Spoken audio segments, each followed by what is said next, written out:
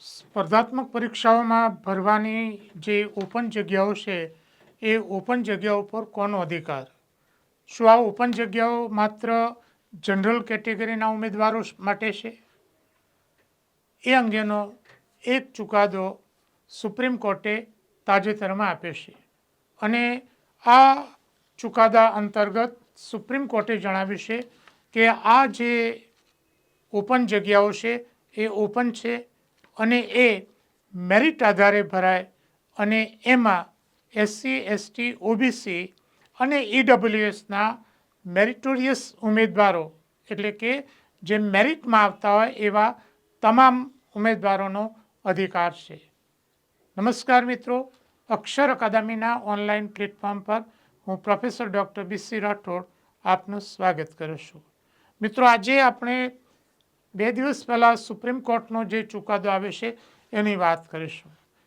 કેટલાક લોકોએ આ ચુકાદાને ઐતિહાસિક ગણાવે છે, પણ મિત્રો હું તમને જણાવું કે આવા ચુકાદાઓ અગાઉ સુપ્રીમ કોર્ટ દ્વારા આપવામાં આવેલા જ છે.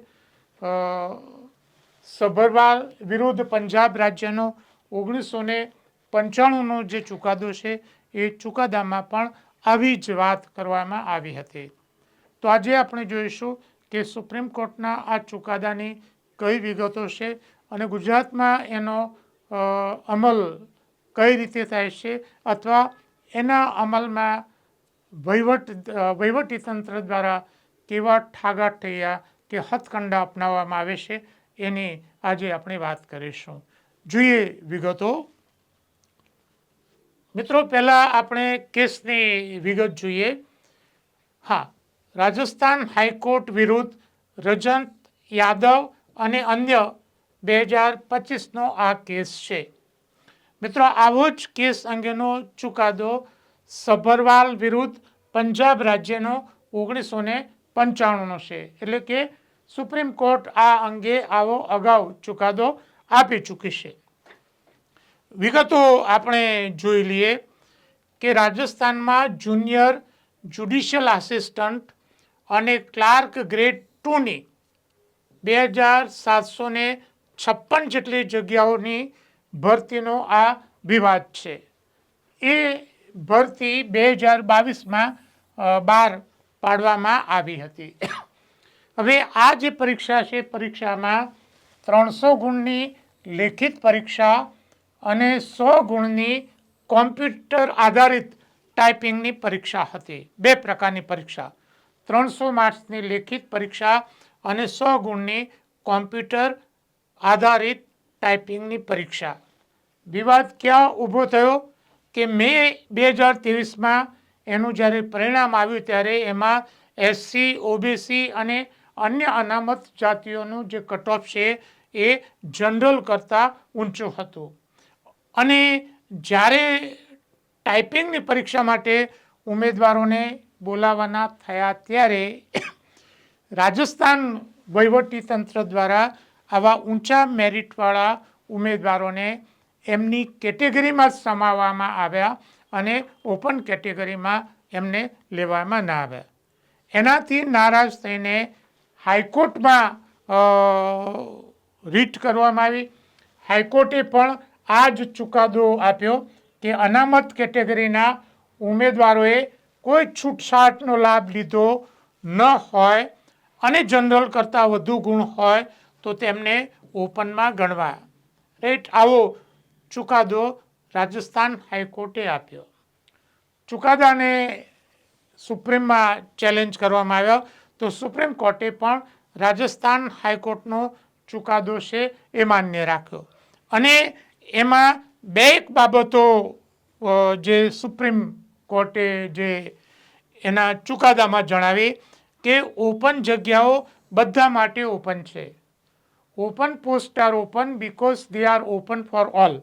એટલે કે ઓપન જગ્યાઓ બધા માટે ઓપન છે કારણ કે એનું નામ જ ઓપન છે.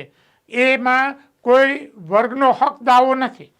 ગુજરાતમાં એવી માનસિકતા પ્રવર્તે છે કે તમારી 49 અનામત જગ્યા સિવાય બાકીની જે બધી બચી એ જગ્યા ઉપર જનરલનો હક છે, પણ એવું નથી. અને બીજું મહત્વનું ઓબ્ઝર્વેશન એમાં જે કરવામાં આવ્યું કે સૌથી પહેલાં ઓપન જગ્યાઓનું જે મેરિટ છે એના આધારે ભરતી કરવી. એક આ મહત્વનો મુદ્દો એમાં છે કે સૌથી પહેલાં ભરતી એ ઓપન જગ્યાઓ છે એની ભરતી કરવી અને એમાં જે મેરિટમાં આવતા હોય તમામને સમાવવા. હા, એમાં કોઈએ ઉંમરનો છૂટછાટ વગેરે લીધો હોય તો એ એમાં ન આવે. બાકીના તમામને મેરિટના આધારે સમાવવા આવો ચુકાદો આપ્યો છે, જેને કેટલાક લોકો ઐતિહાસિક ચુકાદો કહે છે. પણ મિત્રો, આવા અગાઉ ચુકાદા આવેલા છે. સભરવાલ વિરુદ્ધ પંજાબ ના કેસમાં 1995માં ચુકાદો આપ્યો હતો અને આ સંદર્ભમાં 2000નો ગુજરાત સરકારનો પરિપત્ર પણ છે કે અનામત કેટેગરીના ઉમેદવારના માર્ક્સ જનરલના જેટલા અથવા તો એનાથી વધુ હોય અને એને જો કોઈ અનામતની છૂટછાટ ન લીધી હોય તો એને ઓપનમાં ગણવા એવો પરિપત્ર ગુજરાત સરકારનો છે. કેટલો અને કઈ રીતે અમલ થાય છે એ જુદો મુદ્દો છે, રાઈટ. એટલે આ મહત્વની જે બાબત એમાંથી ઉભરી આવી કે સૌથી પહેલાં ઓપન જગ્યાઓ ભરવી. મિત્રો, હું તમને ખૂબ જ વિવાદમાં બનેલી આપણી ગુજરાતની 5000 પ્રાથમિક શાળાના શિક્ષકોની ભરતીની સહેજ હું તમને વાત કરીશ. મિત્રો, એમાં એવું થયું, પહેલી વસ્તુ તો એમાં ઓબીસીની જે અનામત જગ્યાઓ છે એ અનામત જગ્યાઓ લગભગ 13-14% જ આપી, 27%ને બદલે, રાઈટ. એની વાત આપણે અગાઉ કરી ચૂક્યા છે.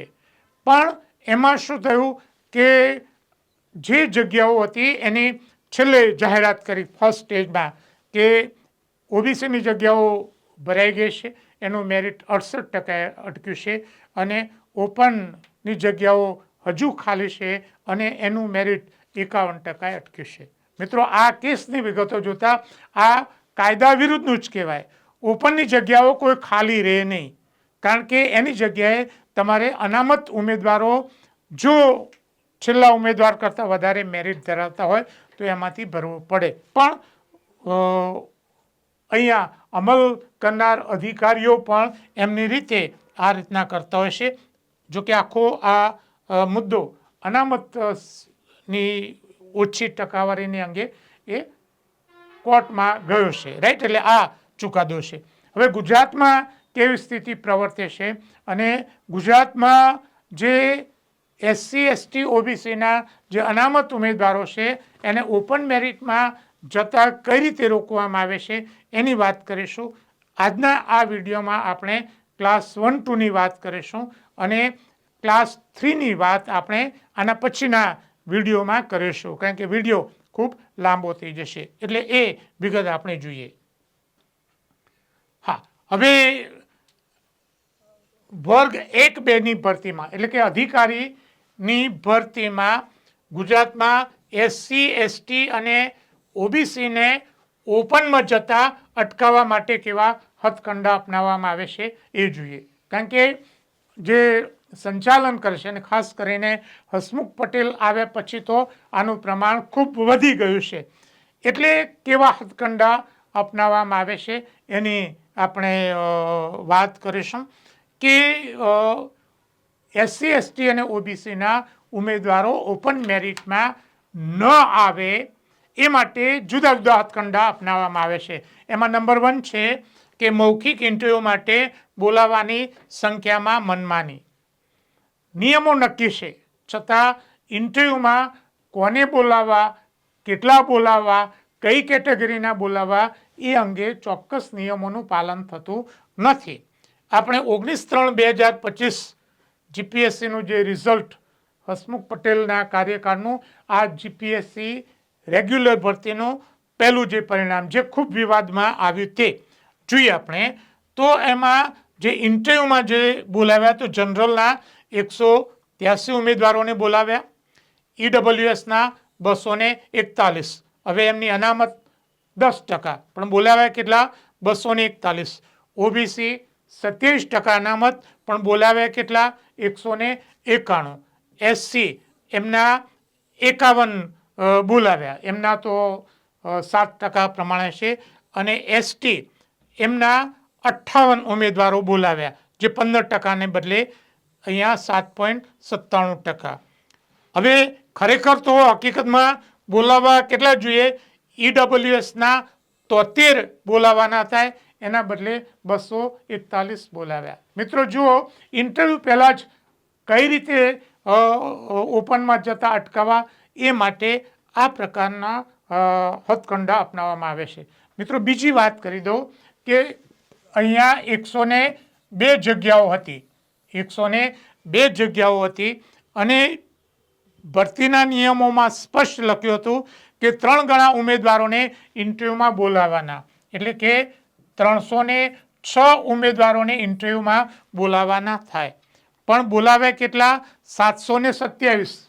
પણ 727 ઉમેદવારો બોલાવવામાં આવ્યા અને આ 727માંથી ત્રીજા ભાગના ઉમેદવારો એ ઈડબ્લ્યુએસના બોલાવવામાં આવ્યા. રાઈટ? એટલે આ જે મુદ્દો છે એ છે.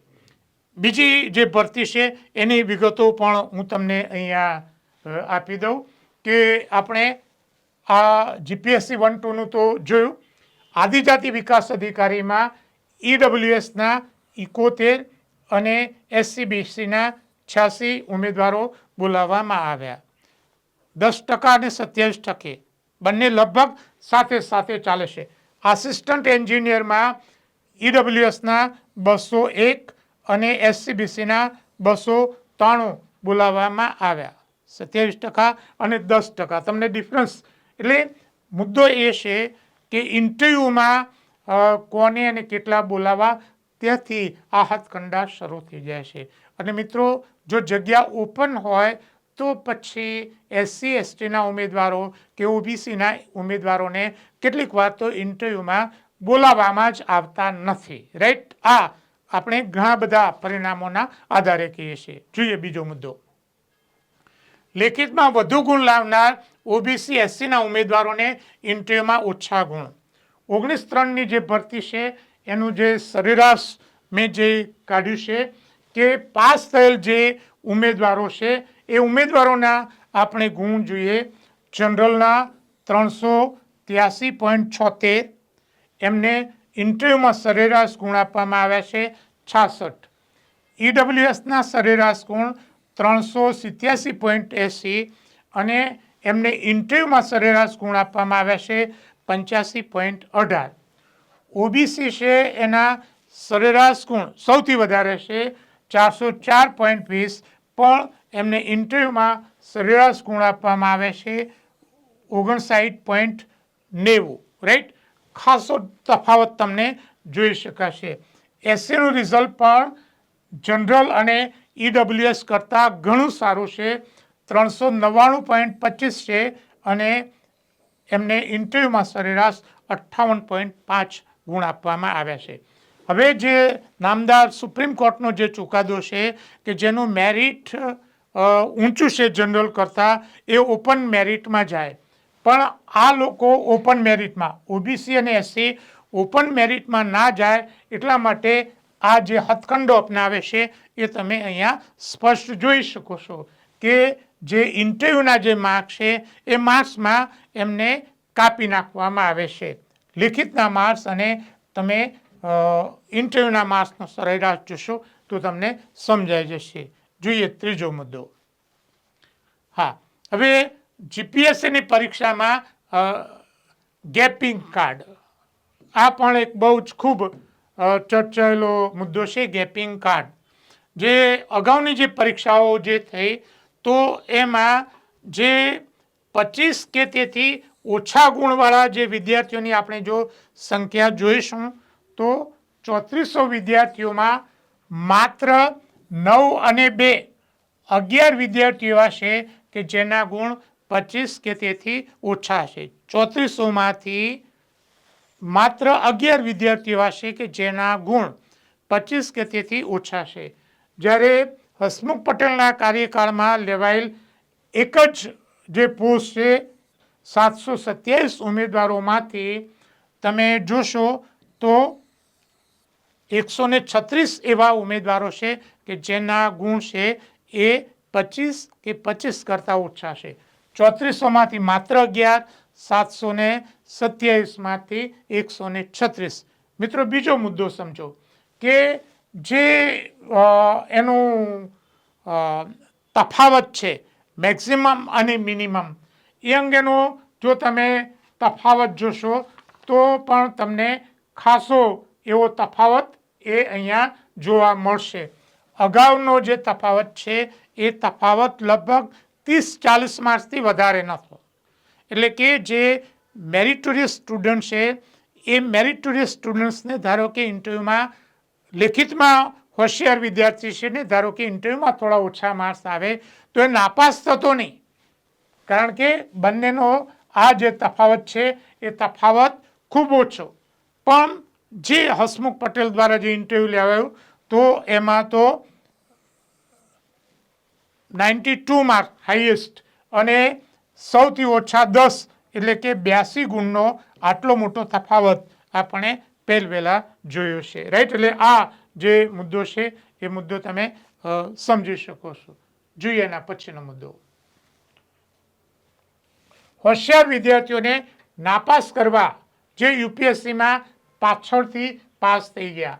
રાઈટ, એટલે એ વિગત છે એ વિગત આપણે અગાઉ વિડીયોમાં મૂકી હતી કે 19-3નું જે રિઝલ્ટ છે એ રિઝલ્ટમાં એવા 4 વિદ્યાર્થીઓને નાપાસ કર્યા જે થોડાક સમયમાં યુપીએસસીમાં પાસ થયા. અહીંયા જે આદિજાતિ વિકાસ અધિકારી વર્ગ 2નું જે પરિણામ છે એ પરિણામ મેં અહીંયા મૂક્યું છે. અગાઉ સોશિયલ મીડિયામાં પણ આ જે પરિણામ છે એ પરિણામ મેં મૂક્યું છે, એ વિગત અગાઉ પણ મૂકી છે.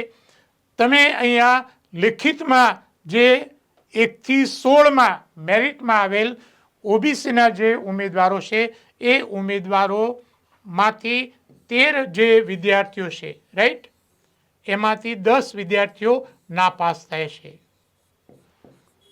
13માંથી 10 વિદ્યાર્થી એ નાપાસ થાય છે. મેરિટમાં 1થી 16માં ક્રમાંક સુધી આવનાર જે ઉમેદવારો છે એમાંથી 13 ઓબીસીના છે, તો એમાંથી 10 નાપાસ થાય છે.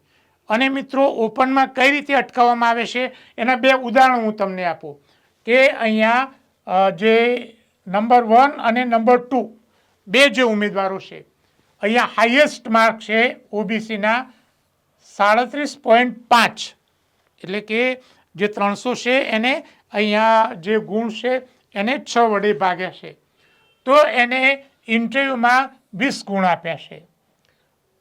બીજા નંબરે 35.88 છે તો એને ઇન્ટરવ્યૂમાં 20.50 ગુણ આપ્યા છે. રાઈટ મિત્રો, આ બંને ઉમેદવારો પાસ તો થાય છે પણ ઇન્ટરવ્યૂમાં ઓછા ગુણ આપ્યા છે, એટલે આ 2 ઉમેદવારોને જનરલમાં જતા ઓપનમાં જતા રોક્યા. ઓપનમાં જતા રોક્યા. હવે આમને ઓપનમાં જતા રોક્યા એનો અર્થ એ કે બીજા 2 ઓબીસીના વિદ્યાર્થીઓ ઓછા પાસ થયા. એટલે આ જે આખો મુદ્દો છે એ મુદ્દો તમે સમજી શકો છો. અગાઉ પણ આ પોસ્ટ મેં સોશિયલ મીડિયામાં મૂકી હતી. જોઈએ આના પછીનો મુદ્દો. હા, હવે મિત્રો એક બીજો એસસી એસટી અને ઓબીસીના જે ઉમેદવારો છે એ ઉમેદવારો ઓપનમાં ન જાય એ માટે જે 50% વેટેજનું જે ઇન્ટરવ્યૂ છે એ તો બહુ જ મોટો ગોટાળો છે. 50% વેટેજનો ગરબડ ગોટાળો. લેખિતમાં ઊંચા ગુણ લાવનારને ઇન્ટરવ્યૂમાં ઓછા ગુણ આપી ઓપનમાં જતા રોકવામાં આવ્યા. તો મિત્રો આ જે બીજ અધિકારીનું જે મેં રિઝલ્ટ જે મૂક્યું છે એમાં એક આખો જુદો મુદ્દો છે કે જે 300 ગુણ લેખિત અને 100 ગુણ ઇન્ટરવ્યૂના, એ બધા જે ગુણ છે એ ગુણને મેં એકચ્યુઅલ ગુણમાં કન્વર્ટ કર્યા છે. તમે આખો મુદ્દો મારો સમજો. ઈડબ્લ્યુએસમાં 121 અને 84 એટલે કે 205.92 ગુણ લાવનાર 400માંથી 205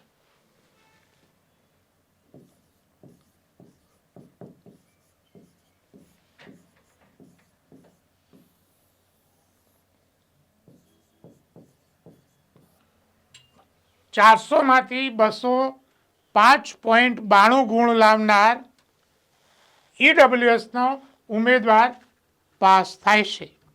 જ્યારે 205થી વધારે હોય એવા ઓબીસીના નાપાસ થયેલ ઉમેદવારોની યાદી મેં અહીંયા મૂકી છે.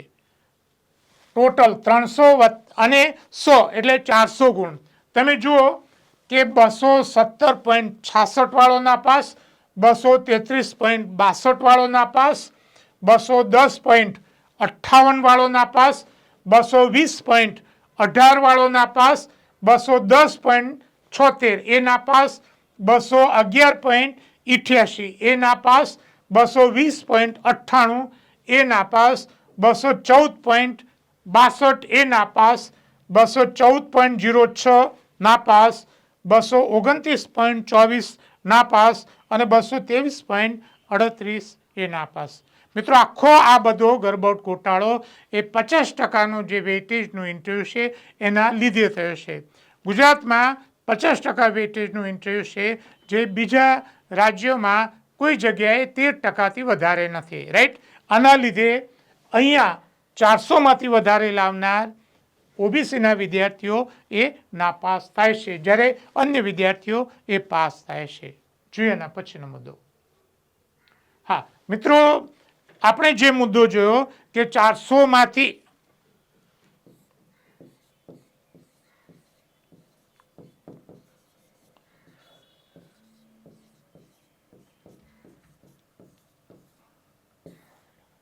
માર્ક્સનું લેખિત અને 100 માર્ક્સનું ઇન્ટરવ્યૂ.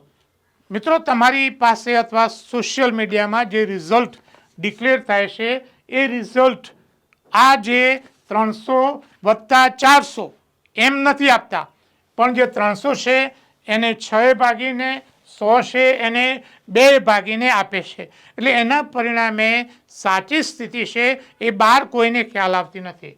મેં જે અગાઉ આંકડા મૂક્યા હતા તેમાં આદિજાતિ વિકાસ અધિકારી, બીજ અધિકારી અને ઔદ્યોગિક સુરક્ષા અને સ્વાસ્થ્ય અધિકારીની 110 જેટલી જગ્યાઓ છે. મિત્રો, 110 જેટલી જગ્યાઓમાં ઓબીસીના 40 ઉમેદવારોના લેખિત અને મૌખિકના ગુણ પાસ થયેલા અન્ય ઉમેદવારો કરતાં વધુ છે, છતાં નાપાસ છે. મિત્રો, તમારી સમક્ષ મેં બીજ અધિકારીનું જે રિઝલ્ટ એક જ પરીક્ષાનું મૂક્યું છે. આવું આદિજાતિ વિકાસ અધિકારી, બીજ અધિકારી, ઔદ્યોગિક સુરક્ષા અને સ્વાસ્થ્ય અધિકારીની કુલ 110 જગ્યા છે. આ 110 જગ્યામાંથી ઓબીસીના 40 ઉમેદવારો એવા છે કે જેના ગુણ ટોટલ 300 પ્લસ 100 400માંથી એ ગુણ જે પાસ થયા છે એના કરતાં વધારે છે, છતાં એ નાપાસ થયા છે. એટલે આખો ગોટાળો આ 50%નું જે વેટેજ છે એના લીધે થાય છે. મિત્રો, આ બધી જે ગેરરીતિઓ અથવા હથકંડા અપનાવવામાં આવે છે એના લીધે એસસી, એસટી અને ઓબીસીના ઉમેદવારો ઓપન મેરિટમાં જઈ શકતા નથી. અને આ બધી જ રિયાસત, આ બધી જે કડકાઈ છે માત્ર આ વર્ગના ઉમેદવારો માટે જ થાય છે અને વિશિષ્ટ જે લાભ છે એ અન્ય ઉમેદવારોને આપવામાં આવે છે. એની વિગત અને વિડીયો આપણે ફરીથી મૂકીશું. હા મિત્રો, આજના વિડીયોમાં જે અદાલતનો ચુકાદો છે તે અને એ ચુકાદાનો અમલ ન કરવો પડે અથવા એમાં છટકબારીઓ શોધીને અથવા લાભ ન આપવો જોઈએ, ન મળે એ માટે કેવા હથકંડા અપનાવે છે એની વિગત આપણે જોઈ. ક્લાસ 3માં કેવા હથકંડા અપનાવે છે એનો વિડીયો અલગથી જોઈશું. જીપીએસસીના ગોટાળા અંગેના જે મારા અગાઉના જે વિડીયો છે એ વિડીયો આપે જોયા ન હોય તો એ જોઈ લેશો. અને મિત્રો, એક બીજી વાત કે ઇન્ટરવ્યૂના 100માંથી જે 150 ગુણ કર્યા છે એનું બહુ જ ગંભીર એવું પરિણામ જ્યારે એનો અમલ થશે ત્યારે એ આવવાનું છે. એની આગાહી હું તમને અત્યારથી જ કરું છું. એટલે આ વિડીયો છે એ તમે ન જોયા હોય તો જોઈ લેશો. પરીક્ષાની તૈયારી કરતા વિદ્યાર્થીઓ માટે અમારી 2 મહત્ત્વની એવી ટેલિગ્રામ ચેનલ છે, બીસી રાઠોડ કરંટ અફેર્સ અને ગૌરવંતી ગુજરાતી. હજુ સુધી જો તમે અમારી આ ટેલિગ્રામ ચેનલમાં જોડાયા ન હોય તો એમાં જોડાઈ જશો.